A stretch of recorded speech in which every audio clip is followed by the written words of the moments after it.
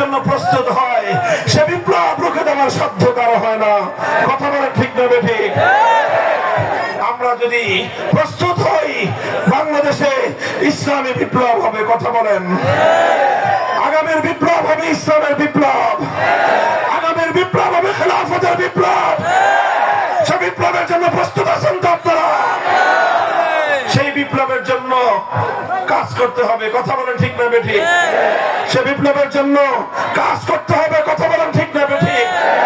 প্রথমে ঘাম ঝরানো মেহনত করতে হবে। করবেন তো?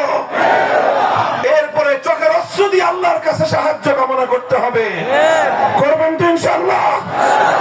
ঘাম আর অশ্রু দিয়ে ঝরাতে ঝরাতে, ঘাম আর অশ্রু দিয়ে যখন এ মাটি বিপ্লবের জন্য প্রস্তুত হয়ে যাবে, তখন প্রয়োজন হবে বুকের তাজা রক্ত দিয়ে শাহাদাতের রক্তের মাধ্যমে ইসলামের বিপ্লব আনতে।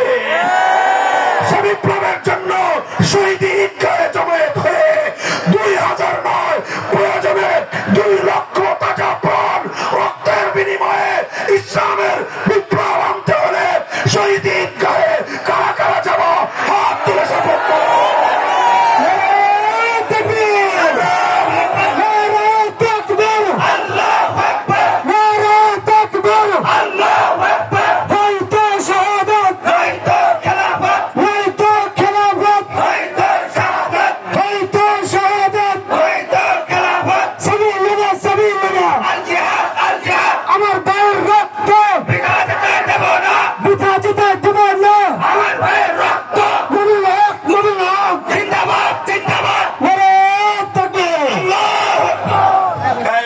শুধু কথার কথা না, অঙ্গীকার, শপথ।